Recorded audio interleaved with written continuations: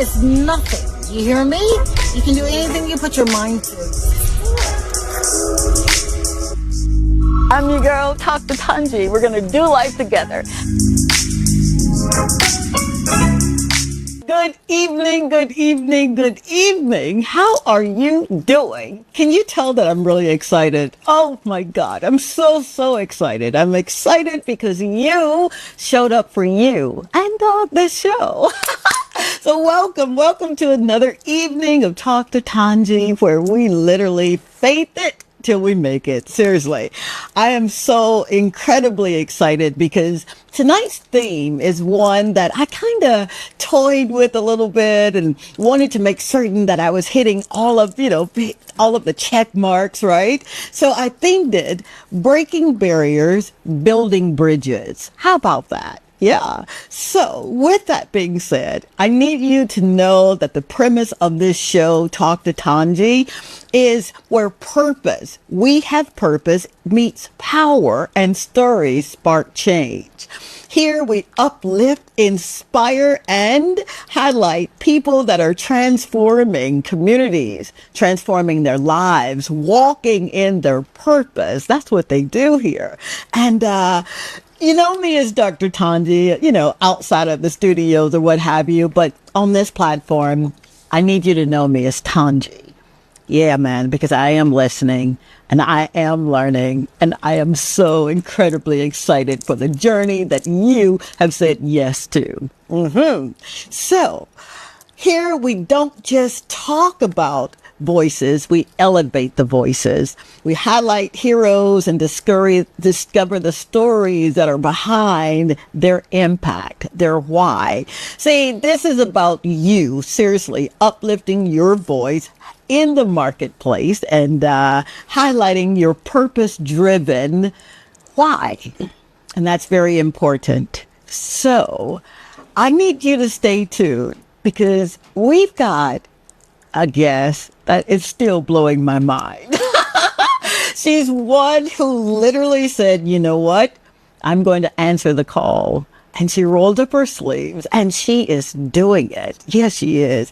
And I want to get into it. I really, really do. But I'm going to take a really quick break right now. And then we're going to come back with this amazing soul. And you're going to hear from her why, her how to, and what she's doing to transform lives. Stay tuned.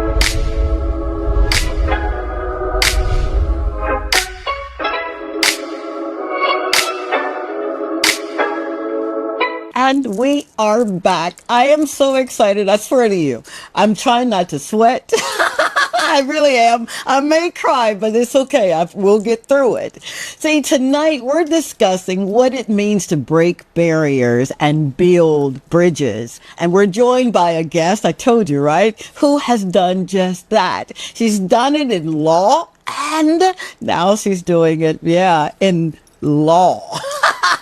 You'll catch that. I swear you will. So without further ado, let's talk to this amazing soul. She's the first female police officer in St. Lucia to become an attorney, not just here in our country, but also in England. I know, right?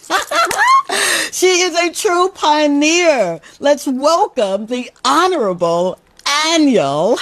Yep, I said that right. Innocent. Thank you so very much for being a part of Talk to Tongie, man. How are you? Thank you. I'm fine. Your personality this week. We all bubbly. Thank you so much for having me. Baby. And good evening to everybody who is tuned in. My name is Aniel Innocent, and I am a police officer and the first female police officer that is to have become an attorney at law in both St. Lucia and England and Wales. Yes, we women advocate barriers within the RSLPF. We've had many firsts, but this first is the latest of the many firsts. And I'm proud to say that I'm one of those persons who have broken up glass ceiling within the Royal St. Lucia Police Force. Oh my God, today. Oh my God, today, baby. So let's jump into this journey. What drew you to law enforcement in the first place? Listen, if you know me, you know where I'm from, you know that I wanted to become a police officer. Everybody who knew me knew that I would become a police officer because I said it the moment I understood what my career path would be. It would have been to become a police officer. And I did not just want to become a police officer. I wanted to become an extraordinary police officer, which is why I ventured into the field of law enforcement with the knowledge that I would have attained as a lawyer. It would contribute to my whole development as well as the development of the Royal St. Lucia Police Force. So that was my drive, that was my passion, to become a police officer and to become one of the very best police officers. That's what I'm talking about. Yes. Oh my God, these cheer bumps, man. You are inspiring me this evening. Because when I think about police officers, I swear to you, I literally go up to police officers and I say, thank you. First, thank you so very much for your courage. Thank you for putting on the badge. And thank you for saying yes. Because you have to think about it. I don't call a girlfriend when someone's after me or has done something. My first is the law. Yes. So I appreciate you. I really do. Thank you so very much. So was there a moment when you knew that law school was going to be next? Yes. Yes. Everybody set goals for themselves. Yeah. And my goal was to become a lawyer by the age of 30. Oh, come on. Unfortunately, that did not happen by the age of 30 because, you know, life happens. Yes, it does. As much as you want to put timeline on your dreams, it don't necessarily happen the way that you want it to. So it took me a few more years, but I did become a police officer. A lawyer. Yeah. But yes, I did have the dream of attaining that status of becoming an attorney. And here I am. And here you are, man. Yes, here I am. I mean, you think about it, right? You are telling folk, you're pronouncing and declaring, I am going to be. Yes. And you be, yes, right? I am now. Wow. Yes, I knew it. You knew it. I knew it. The challenges came. For sure. Yes, the challenges came, but I knew I was going to become a lawyer, and persons in my immediate circle also knew that I was going to become a lawyer because I always spoke about what my dreams were with those persons that are really close to me, those persons that are supportive of me. They always knew what my dreams were, and they pushed me as well. Really? I must say, they pushed me. Yes, when I started the law journey, as the financial situation as a single mother, a working police officer. I had just built my home, and I was like, okay, I need the equity so I could approach the bank for financial assistance to become a lawyer. And here I was procrastinating because I'm like, okay, how am I going to do this? How am I going to pay this loan? And my sergeant at the time, her name is Diana Fanis, and my inspector at the time, she was Dr. Mushamasini, and they said, you need to go to the bank, you need to put in this application, and you need to also put in the application for school. The money will come. It will come. You just need to get an acceptance, and the money will come. So here I am. I went there, procrastinating. Yeah. That's what we do. Because the money is really the challenge. I know. So I put in this application for school. I get accepted. Wow. And I went to the bank. It was a police credit union. And when I think of the police credit union, I must add that to this story. They have been my everything, my go-to. Everything I have achieved, it is because of the Royal St. Lucia Police and Allied Services Credit Union. I went there. My past commissioner, Mr. Vernon Fossa, was on the board of directors. They looked at my application and they really worked with me. Wow. And they did send me to law school. Wow. I attained my bachelor's degree. Yeah. Then again, the bar came and the same challenges, financial. And here I'm back at the mercy of the Royal St. Lucia Police and Allied Services Credit Union. Yeah. I used to go to bar school. I said, okay, we sent you to law school. We are going to send you to bar school. And here they were trying to assist me with my salary as a sergeant of police. And, my equity on my mortgage. Thankfully, I had my mortgage from early. I built a house from early, so there's some equity on that. I said, we are going to send you to bar school. All we need you to do is focus and come back with the qualification. Oh my God. And within a year, 2 months, I was back in St. Lucia with the qualification. So whilst I am a proud product of the Royal St. Lucia, I'm also a proud ambassador for the Royal St. Lucia Allied Police and Allied Services Credit Union. These two entities really assisted me in getting to where I'm at today. So without the police force, I would have had a job. Without the credit union, I would have had the finances to be where I'm at today. I was not born with a golden spoon. Come on now. Come on now. I was not. Actually, I think I was not born with a spoon at all. I probably was using my fingers. Because I was raised in a rural community by my grandparents. As well as my mom was part of my life, but my grandparents took us, because you know how grandparents are, they love their kids. Yep, I'm one. So, Yep. So my grandparents raised me whilst my mother was financially supporting myself and my siblings. Yes. So, you grew up on all of the customs of grandparents, where you had the cow milk because they figured it was most nutritious. You have the breadfruit and the dashing. So whilst everybody probably was eating bread and cheese, here we're having the cow milk and the dashing. And come on, it was a delicacy. It really was a delicacy. I was never hungry. You were never hungry. I was never ever hungry. I always had. It may not have been what I presumed to have been, the best of this world, because everybody else is having fried chicken and fries and bread and cheese. For sure. I'm having cow milk. I love it. Yes. I love it. Look at me. Look at you, Yes, right? Look at me. I did not lie. And when you think about it, if I were to do it all over again, Tongie, I would. I would not change a single thing about my upbringing, not a single thing. And I say it every day, the admiration I have for where I came from, it will remain with me forever.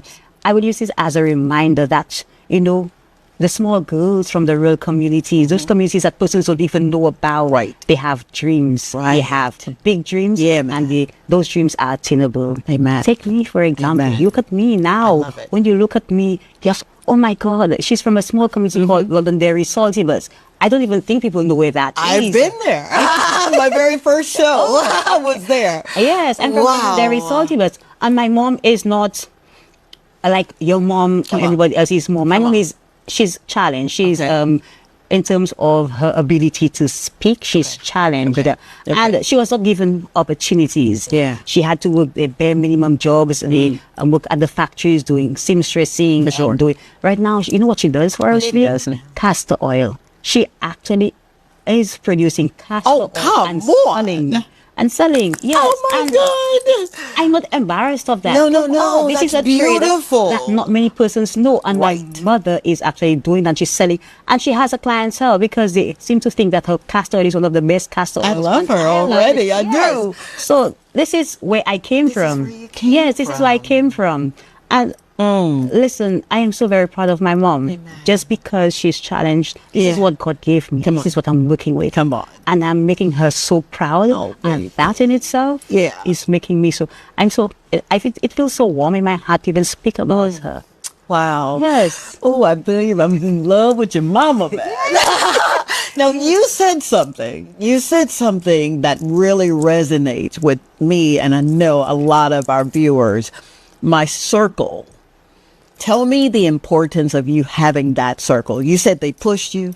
You said they made sure you did the application. They pushed you to your destination. Why was it so, or why is it so important that you have a circle like that? Let me tell you, my circle, I love them. And I call Diana Fanny, Ronald Phillip, Michelle George, son. My son, I have a son who's 21, and he's doing just as amazing as I am. He's already attained a bachelor's degree in theology. Wow. I have my son's family. I must give them credit as well, because I had this community within my son's family. As a single parent, I did not raise Osmani alone, despite the fact that we live together. For sure. But his family on his dad's side took tremendous care of him. He just lost his aunt, and he's really taking this difficult, very difficult Dr. Gemma Cherry. Yes, I was her parent. And I'm telling you, to have a circle that supports you, it is very important. You choose your friends very wisely. You look at the circle and see whether they support you, whether they encourage you, whether, if you fall down, they're there to pick you up. If you fall short, they will stretch out their hand, and the world does not need to know that. I call out their names, and they don't, as far as they're concerned, I don't even have to tell the world, because they didn't do it because they wanted accolades. They did it because they genuinely cared about me. And to this day, these are the people that I gravitate to. These are the people that I cry to. These are the people that respond to my call when I shoot up a flare. They are the first ones that come running. And I'm telling you, I really love them, and I know that they love me. And my circle is extremely small. It is small. I'm well known. I have a lot of friends. People know me. But who I call my friend, these are my friends. So if I were to call you my friend, you are my friend. Because I categorize people. Your colleagues, you're my cousin, you're my acquaintance, and you're my friend. You're family. Yes. And family is important. Yeah, and family is important. Trust me, family, I love my family. I love my family just as much as I love my friend. I love my mom. My grandparents are deceased, and they're not. Unfortunately, my grandfather knew I was going to do great things, because basically I was the first one within my family to have made it out of poverty. After I broke the generational. You better come on here. Within my family. Yes. And my grandfather always knew that I would have been greatness. He had every bit of faith in me. And he died, and he told me, because I could not have accepted the fact that my grandfather was dying. I would have lived forever, because this is the only man, because my dad was not part of my life. My dad did not think that I was worthy enough to be called his child, because I suppose he was married. And for sure. Yes. I'm the product of that too. Yes. Yep. So my mom basically did everything with the support of my grandparents. So my father was the only person, my grandfather was the only person who I acknowledged as a father figure in my life. And I would have lived forever to see his Anya. This is my nickname, my household name. I would have lived to see his Anya become the lawyer. He always knew that I was going to become a lawyer. He always knew. He said from my mannerisms as a child, the way I expressed myself, he always knew that. And when he died, he said to me, don't cry. You've already made me proud. You've already done almost everything that I wanted you to do. So just be happy. Just let me go. Just let me go. Because I wanted him to stay with me. For sure. I wanted him to stay with me. Yes. Wow. So, yes. When I think of it, listen, I love these people. Man, I love the support. I love the fact that, they didn't have the world to give me, but they gave me the support. Amen. My mom didn't know, what it's like to on the pitch. My mom didn't have a passport. Don't see I made a passport for. And let me tell you, my mom, who person's fault, would have never amounted to anything, because she did not have the educational background. She didn't even attain a primary school education because of her disability. And guess when I got called to the bar in England, you know what I did? What you did? I surprised my mom. I got her passport. She didn't know. Oh, come on. When she went for the interview, I'm sorry, I had to lie to the interviewing officer and say, she's going to Trinidad. I'm not going to tell her. I'm going to really surprise. And that day, we took the boat, because I wanted it to be really meaningful. We took the boat and went to Martinique. So here we are in Martinique, and she's thinking that we're just going to Martinique. But guess what? We're taking an international flight, because we're going to France. From France, to spend a couple of days in France. Guess what? We went to England, and she saw her daughter walk down to be called to the bar. And this lady was crying. Oh my God. She was crying to the point where she almost passed out. Because she was just so proud. She had never experienced this before. And here she is experiencing her daughter being called to the bar. You know how proud she was of me. How proud she was of me. And she wanted photos. She wanted photos so all of her friends could see that her daughter, and she wanted it on her phone, and she put statuses for her. After she enjoyed her time in England, you took her to all of the major sites. I took her to Italy. Yes, so she actually saw the Vatican. Oh my gosh. And she was just so astonished. Those are places that she only saw on television. Yeah, for sure. And she was living the life. And from Italy, she went to Barcelona. You better shut your mouth and hold yourself. We went back to Paris. we studied. She actually went to a place where you had the Olympics, because I was in the time of Olympics. Yeah. And she had those, and she kept thanking me. And every 2 minutes you look at her, she's teary-eyed. And you're asking her, Mom, why are you crying? She's just so proud. Her heart is filled with joy because her daughter, my other sister, was there with me as well. Yeah. Because we have taken her to places that she could only imagine. And for me, it was just about the experience. I wanted my mom to step out from the crowd. Come on. Yes, I wanted to take a step out. For so sure. persons could see her. Yeah. Persons could see that, I had nothing. Come I on. struggled. The books, Yeah. I barely could have Come on. afforded the Come on. books. Yes, but I ma'am. did what I can. Yep. And look at my daughter. And I'm not the only one who is doing Yeah, well. for sure. I know, I'm not the only one doing well. Yeah. I have my sister who's also a police officer. Oh, my I have my God. brother who has a taxi business. I have my come others. on. No, so I'm not the only one Yeah. doing well. But her children are making her proud. Yeah, man. I left her home and I told her I'm going to do the interview. And Yeah. she was like, what channel? Because she's so excited. She really wants to sit on television. Oh, my God. Yes, she really wants to sit on television. And I'm saying all this to say to people, wherever you come from, Come on. it has nothing to do with where you are going. There we go. What you're born with does not mean that, in the end, you are going to be what people want you to be. Yeah. Your heart, your desire, it is yours. You do as you please. You make sure you put in the work. That's it. Make the sacrifices. Yes. You dream big, and you attain the dreams. And don't put a timeline on your dreams, because Come I on did now. that. Yeah, I wanted to achieve everything by the age of 30. Yeah, I did too. I wanted to achieve everything by the age of 30. Yeah. But 30 came and oh my goodness, I think the only thing I had attained then was an associate's degree in Okay. mass media and Which is good, communication. though. It is. And I had my house. So by Yeah. then I already had that covered. For sure. Yes. But then when 2019 came, the 2017 came, I went to do my law degree. And then COVID came, and I'm like, oh my goodness, COVID has just Yep. put a spoke in my will, because attaining a law degree, to do the bar, you have to do it within 5 years of attaining a law degree. And on year 4, I'm like, oh my goodness, COVID needs to get out, because because if not, I have to do the entire law degree over. As soon as England was taking an intake again, I just made sure I put in this application, and I was out of the time to get these things done. It was almost impossible. For sure. It was almost impossible, because it was such a short space of time from acceptance to getting that loan. The processes are long, and then to get to England, because you have to apply for a visa, you have to apply for clearances, and you get. But in the end, I left on January 14th to be in school by January 16th. Oh, come on. 2 days. I knew what the biggest challenge was. I knew absolutely nothing about England. I knew nobody in England. Oh my I did not know my way. I did not know. All I knew is that I was going to an apartment in England. Yeah. So from the airport, I had a friend of a friend pick me up, drop me off at the apartment. Yeah. And next day at school, I can't find. I don't know where school is. I got lost a few times on the train. I got lost a few times on the train, but within 4 or 5 days, I got it. Come on. I got it, and the weather was not welcoming. Yeah, I heard. In the heart of winter. Oh my God. Coming from a tropical island transitioning into winter. Yeah. It is not for the weak of heart. It is not. It is not. It is not. Your life just unfolded, and it reminds me, who was that where God said, I'm going to take you out of your country and you'll go, but he had no right, he knew not where he was going. Was it Abram who became Abraham?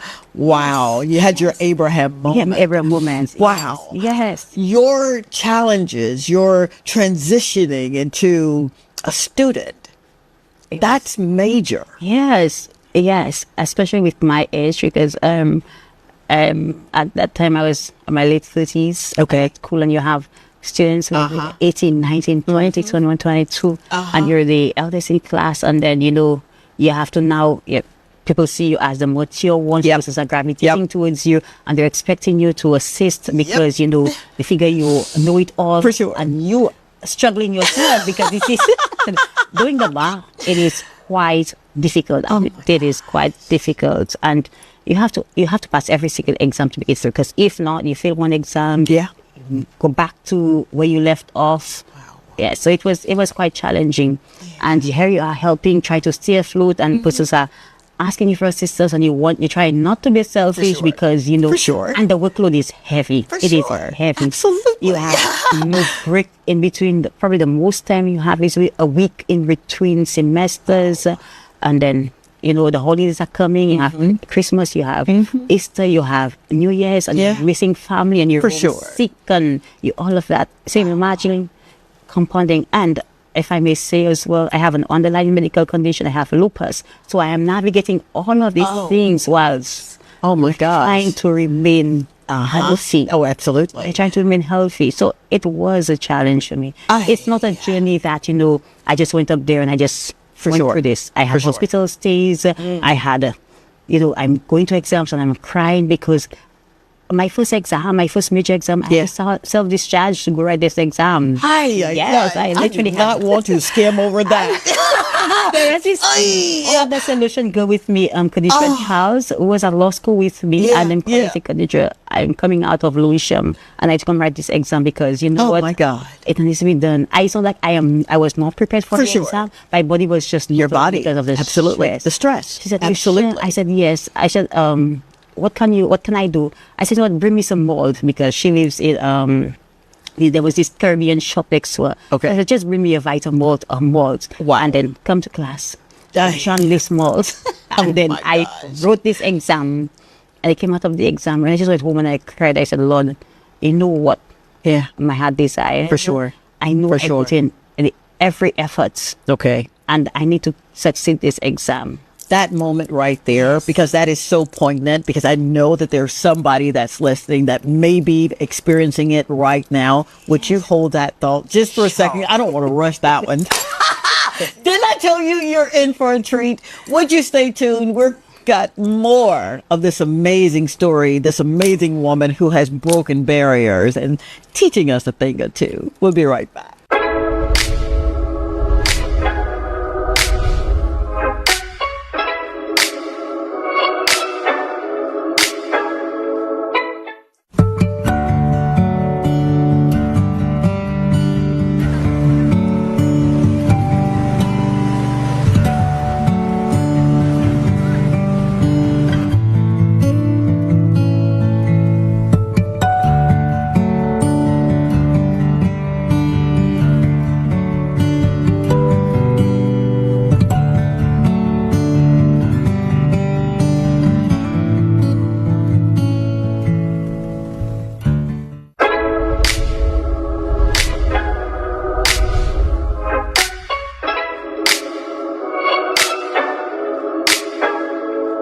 We are back. Thank you so very much. And I need to slow it down so that you can feel what I'm saying.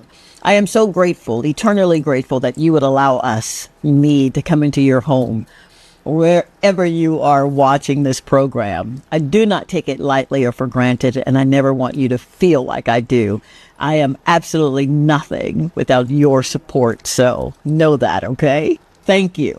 Now we're back with this amazing soul that has just given us a masterclass on how to get up no matter what it is, no matter if you're a single mom, no matter if you're raised by your grandparents, and she didn't let anything stop her. And it is such an honor to have her with us this evening.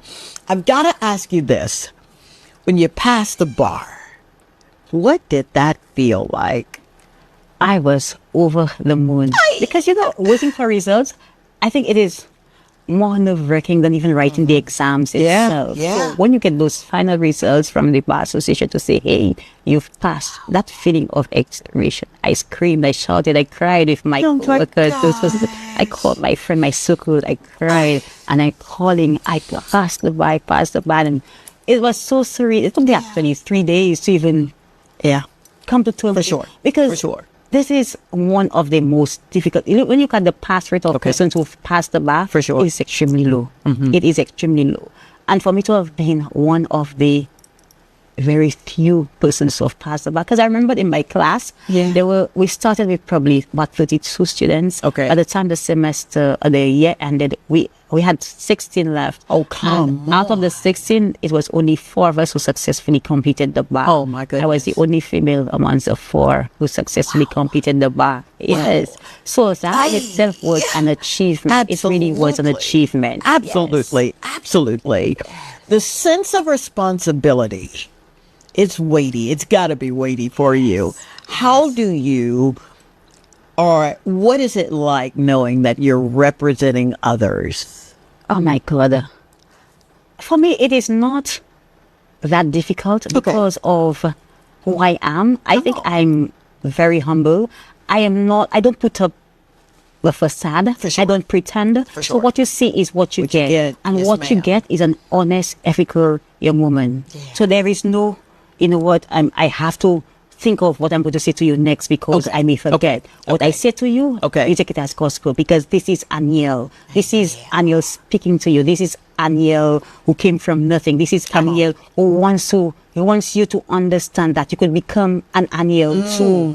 Okay, so when I present myself to you, Tongie, I present myself as a genuine person, and that I am. So there is nothing about, you know what, tomorrow I'm going to speak to students, so I have to be my best self. Gotcha. I will come to speak to you as Aniel. There's nothing about me trying to doll up or polish my words or anything of that sort. Ma'am. No, when I come to you, I come to you with the raw truth. I come to you as I am. There's nothing about, you know, being all fancy or being embarrassed of this. Or For sure. No, I come to you. I could be in a mess. I don't have to go put the fanciest hairstyle to come speak to you. Because for me, it is not about how I look. It is what I have to deliver to you. Because I want to be impactful. Being impactful does not mean that I have to wear all of those glittery, the makeup and all of that. It is what comes from within. Amen. And when I impart knowledge on you, I want to come from the heart and I want it to be genuine. So when I present myself, my responsibility comes with who I am and what I present. Yes, that is what it is. Talk about what? Oh my God. Your biggest supporters on this journey, you labeled them as your circle. Your circle. But what would you say to someone right now if they're saying, I hear what you're saying, but I don't have a circle. What do I do to at least get out of my own way? Listen, your friends don't have to be persons that you grew up with. It could be persons that you meet along the way. There is at least one person who has faith in you. There is at least one person that you trust. Find it in your heart. Look for that one person. Just look for this one person. You know, or think of a situation where you know you really had it. You really had it bad. You really had it bad. And you felt like you were alone. But then there was just this one person that came through for you. This is your person. That's your person. This is your person. And it's not just the person who came through for you. The person who genuinely came through for you without wanting anything in return. That is your person. That is your person. Wow. Yes. Wow. That is your person. Wow. And you choose that person and you make sure that you reciprocate that mutual mutual benefit that you have. They provide support for you, you provide support for them. You don't expect anything in return. All right? And you have to be true to that person too, whilst that person is being true to you. Because just because you support me does not mean that if you're doing something wrong, I'm supposed to just follow you blindly. I should tell you that, hey, this is what you get yourself into, these are the consequences. If it were me, this is what I'm going to do. So I want you to think about it, think of the consequences and see whether you can handle the consequences. So friendship is not just about support. I'm going to let you go and do this blindly. It is about pulling you back, correcting you. Come on. And there's this friend of mine that we butt head all the time. Because when I'm having those irrational moments, Anya, you need to check yourself, okay? You cannot go fight. You cannot be angry. You need to check yourself, okay? And then you come back. Or she said to me, orange does not look good on you. They don't sell wine in prison. And I'm not going to sit beside you. I'm going to come out to bail you because I told you not to. I told you not. Yeah, I told you not. And you need somebody who tell you when you're doing wrong. Absolutely. And these are the people that you need in your circle. Okay, it's not just, they're only there when the good things are happening. You need to be there when the bad things are happening. Absolutely. Like me, I have a son. When I went to England, yes, I knew I left my son in very good hands. But guess what? If they saw him walking, my son is very sociable. He's very well known too. And they see walking. hey, Osmani, how are you? He was involved in an accident whilst I was away. And my phone, Aniel, is Osmani okay? Oh my God, Aniel, Osmani was involved in an accident. Wow. What do you want me to do for you? Oh, come and I said, on. I was away and, like, oh my God, my son needs me and I'm not there. Yeah. I was satisfied to have known that they've at least called 2 to 3 persons Gotcha. to have them check on Osmani to ensure that Osmani had gone through the entire accident process and he was not alone. And he was not alone. Come on. Okay, I had his dad, my partner, I had my co-worker, and he was fine. So these are the people that I actually call my circle. Yeah. These are the people, they don't just care about me, but they care about my son who is a young man. They care about him too. And they care about my mom as well. For sure. Listen, my mom did something. I live in the north. Once I'm from the south, but I live at Waterwash. My mom is at Black Bay. Oh, she'll call. Moms always know when Penny. For sure. When he's speaking. Yes, they do. Always know. Yeah, we do. Yes. We do. And that is when she says, I have no groceries. I'm like, but Mom, why didn't you call earlier? Because it is now 4 o'clock. Oh my God. I think, okay, I have this coworker. Hey, Nazi, I'm going to transfer some money to your account. Can you please drop it off for my mom? Sure, no problem. I was just like, and these are the people that, Gotcha. I could reach out to. That's why I said I have circles, I have colleagues, I have family, I have acquaintances. Wow. I label them because I cannot just call an acquaintance and say, hey, go and drop some money for my mom. They can say, oh, that's a mother? No. Gotcha. No. Gotcha. I want persons to know that this is Aniel's mother. She loves her mom. She takes care of her mom. I'm going to treat her mom just like I know Aniel is going to treat her mom. That's it. Yes. These are the people that I call my friends. Your friend. Yes. Shifting gears. You hear people say, especially us women, I only can focus on one passion. Someone said I'll be all over the place. How do you handle, or what do you say to that woman that says, I've got all of these passions. I just know that I'm going to benefit in 1 or 2 or 3 of them. And then they hear other folk that say, hey, you're doing too much. What do you say to that? The balance is that law enforcement and the legal field, it is closely related. Come on. It is closely related. So whilst I was a police officer, I used to go to courts. I did investigations. I went to courts. So I knew how to present myself in court. Yes. And I understood, what the requirements are for going to court. I knew what prosecution, about the defense, and all of that. So for me, it was not that I was entering into a new field. Well, okay, let me just correct. Well, this is a new field, but there was familiarity. For sure. Yes. Or there was connectivity. Okay. There. It was closely knit, so the balance was not too far apart. It was not outweighing the other. For sure. Yes. So I had knowledge of the legal field already. It wasn't that difficult. But usually work-related is where the challenge comes because as a police officer, you cannot actively practice. Yes. So for me to actively practice, I would have to resign as a police officer. I would have to give up my job as a police officer. Wow. Yes. But I remained within the organization because for me, whilst money is always a motivation. For sure. I didn't do it because I wanted to become rich tomorrow. Okay? Gotcha. I will get there at some point. I want to get there, but I mean, we all need that extra money. Absolutely. Yes, I will get there. But money was not the motivation. As much as I have my loans and but staying within the organization and getting promotion, it increases the salary. So and I can live off of what I'm making. Okay. My thing is to contribute to the overall development of the Royal St. Lucia Police Force and to make St. Lucia itself a country where you could come in and feel safe and secure. Absolutely. Yes. So you have to look at the broader picture, the wider picture. So it does not only personally develop me, but what I contribute to my organization, and I am an asset to my organization. Yes, when persons speak about me, they don't speak about she's one of the good ones. She's one that I could call and really confide in. She's one I would want to investigate my matter for because she's this police officer who actually is passionate about her job. I have not had a moment where I say, why am I doing this? I have not had this moment. And I don't think I'm going to have this moment because I'm really passionate about being a police officer. Tongie, if you ask anybody about me, they will tell you my passion for policing, it is still at 100. It is still at 100. Wow. So you see, it's not just about, developing me. It's about contributing to the organization that I serve and to St. Lucia by extension. Oh, wow. Yes. Wow. Didn't I tell you you were in for a treat? What? For someone to do what you've done and are doing and you rolled up your sleeves and became the work. I am so utterly proud of you and proud for you and your mama. Thank you, mama. She will finish show over the weekend and she will be in all sleeves. Wow. Oh my gosh. All right. To describe yourself, this is a segment where we're going to, it's quick fire with Aniel. All right.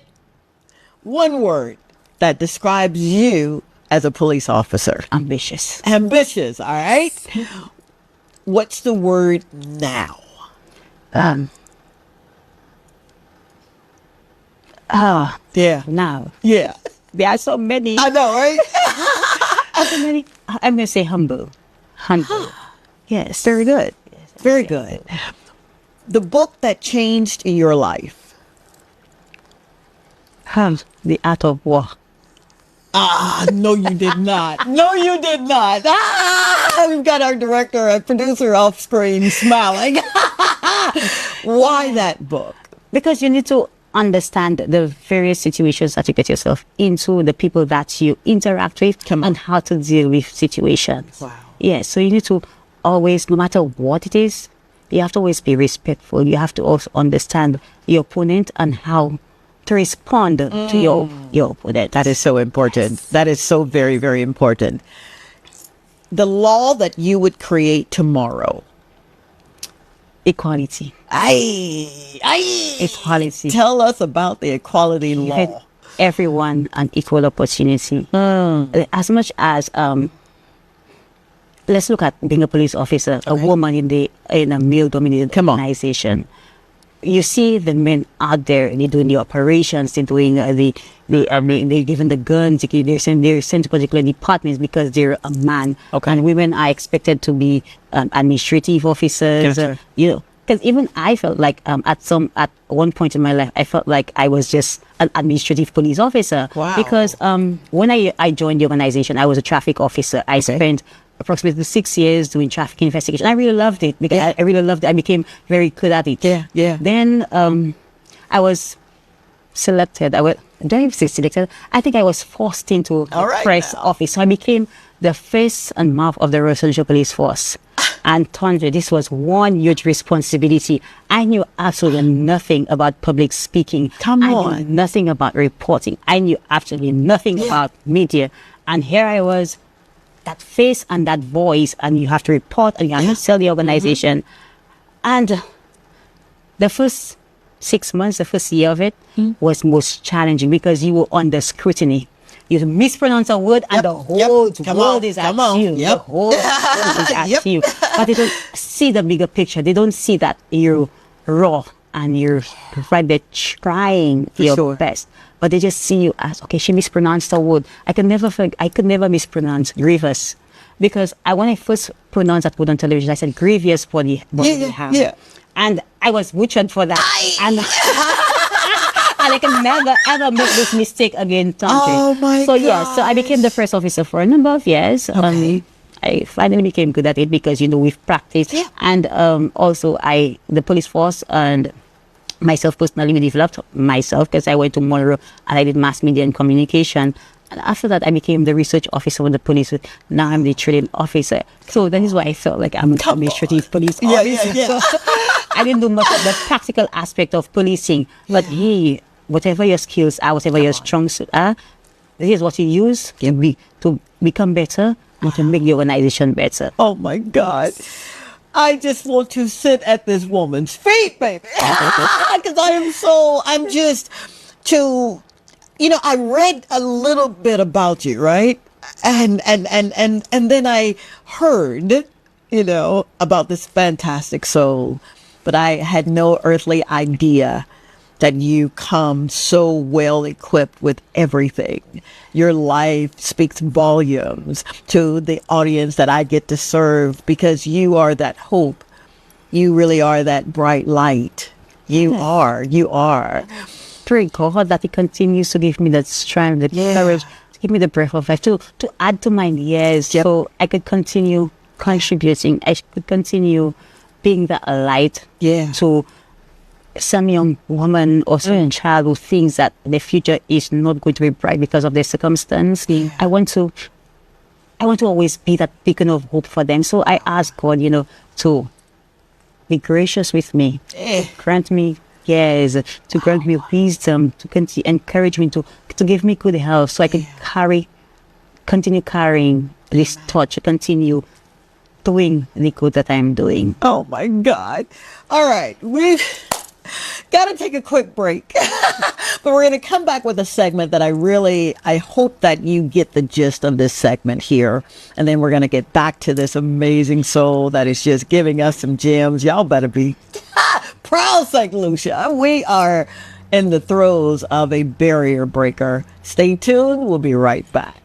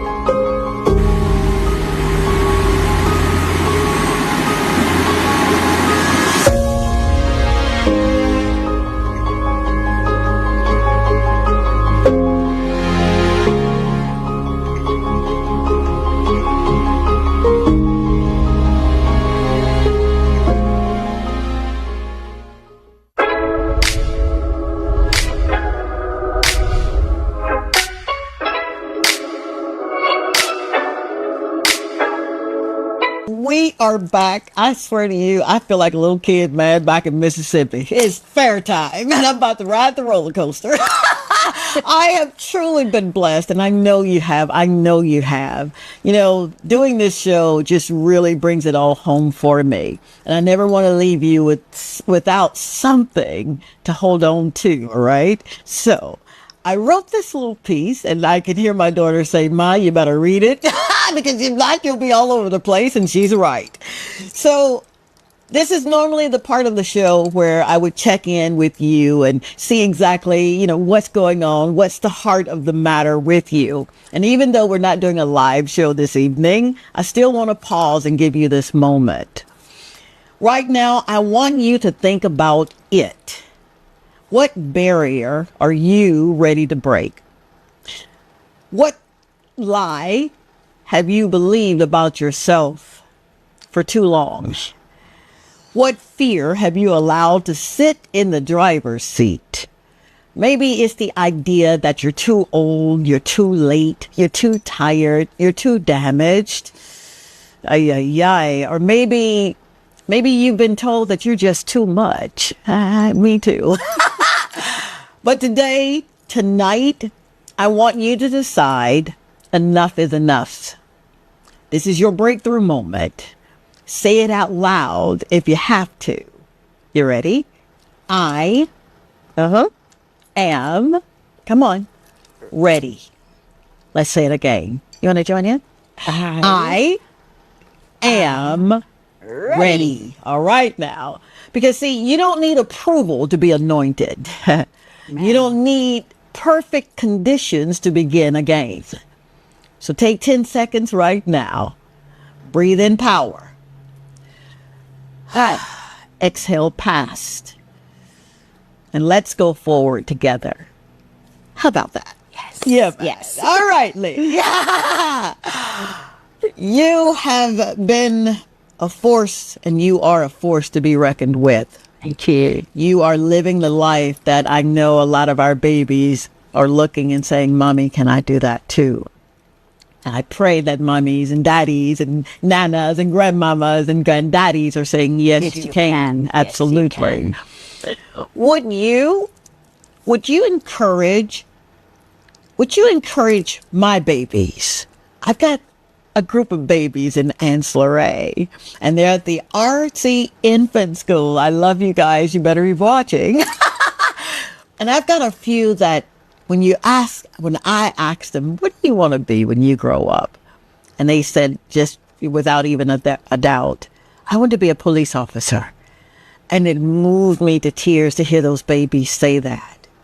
And you know that sometimes you look at where you're at and where you're coming from. And the world does a real good job of reminding you of what you can and cannot do. Would you tell my babies 3 steps, 3 keys to doing what it is that they believe that they can do? Yes. You stay in school, and education is very, very important. You have to understand that in order to join the ranks of the residential police, first you need to have CXCs, at least 5 CXCs, mathematics and English. So staying in school is very important. Secondly, you stay out of trouble. This is where your police record comes in. And you need a police record for absolutely every single thing. And also I must say to you that the age of criminal responsibility is 12 years old. So don't think that because you're a child, you could do something and get away with it. The moment you've attained the age of 12 years old, you're criminally liable. So stay out of trouble. Do not let or do not be persuaded to go off track. You remain in school. And lastly, you apply to become a police officer. It is still a noble profession. It is still a noble profession. Just because you're from ancillary does not mean that you don't have the potential to become a police officer. You have. So just listen to me. You stay in school. You attain an education. You stay out of trouble. And you put in that application as soon as you turn 17 and a half. So by the time you go through the process, you've already been 18 years old. So this is what I encourage you to do. You listen to your peers, you listen to your mom and your dad, but ensure that the peers you listen to are those that are going to contribute positively to your dreams. Wow. Oh, dear God. I'm just, now you heard it from her. You heard it from her mouth.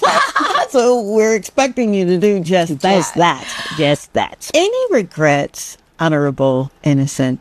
Any regrets? No. Wow. No. I think when you get to know me, or if you've known me, you'd have known that I use every bad experience in my life as a motivation. And I've had bad experiences. But every mistake, I see it as a blessing. Every mistake, I have moved past it. I have never stayed down for too long. Come on. I have never stayed down. When I encountered challenges growing up, it didn't deter me. It only motivated me even more because I knew what I wanted and I was not going to let a challenge stop me. And there were challenges. Wow. There were challenges. Yeah. But it was not going to stop me. So, no, I don't regret a single thing. And it is not because I'm trying to be prideful. Come on. It is because I'm realistic. Come on. I am realistic. I've had challenges. It broke me down. I've had instances where people laughed at me because of what I've gone through. I had my bullying days in school. Yeah. Because, coming from a poor background, you never had the best of everything. Gotcha. So, you had the constant teasing because children are brutal. Yeah, they are. And then as an adult, I did make mistakes. I had my son by the age of 19. That did not stop me either. It did not stop me either. So I'm telling you, I've had my moments, but my moments does not decide me. I actually use it as talking points. I actually use it as talking points. Yeah. So I'm not going to sit there and say I have regrets. Wow. I can't go back and undo it. Come on. If I had to do it all over again, I would, because this is what got me to where I'm at today. It is those mistakes, it is those challenges that shaped me into the woman that I am now. Wow. So I'm not going to regret a single thing. No. Oh my God. We have a really good collection of young ladies, and you mentioned it, that are finding themselves either pregnant or have had their babies, and now society is telling them it's too late. You're it's over with. Would you speak to how you were able to, and yes, you had an amazing group of folk that just poured into you, but what would you say to someone who really do believe that this is it, this is my lot in life? No, it does not end with being pregnant. I don't condone teenage pregnancy. For sure. But we experience. For sure. We experience and things happen. Yeah. But that does not become the end of it. even at secondary school now. And I'm so happy that secondary schools have become, or the Ministry of Education has become much more accepting of teenage pregnancy in terms of a young student is pregnant. For sure. We allow her to take the year off. She has a baby. And we are going to welcome you back into school. Wow. Yes. It is being done, and actually welcome the fact that, you are not going to just shut this child out because she made a mistake. Yes. Okay? And I'm so thankful for those parents who are understanding, yes, my daughter has made a mistake, yes, but I'm going to give her a second chance. Yes, so that is what having a strong backbone is. We not support it. For sure. I'm telling you, for sure, teenage pregnancy is not condoned. For sure. We frown upon it. For sure. But it happens. And you have to be realistic. It happens. Yeah. But how you accept it, how you manage it is what is important. Gotcha. Allowing this child to continue with her education is important. Allowing this child, into the workplace, and even workplaces now are more accommodating because you have parents who have to leave a bit earlier because they have to get the kids out of school, and there are parents who have to take the child to the office with them because they have nobody at home to take care of them. Yeah. Okay, so this is what it should be. For sure. Despite the fact that you've made that mistake, you've been pregnant, you're a teenage woman, you may seem that the world has shut its back on you.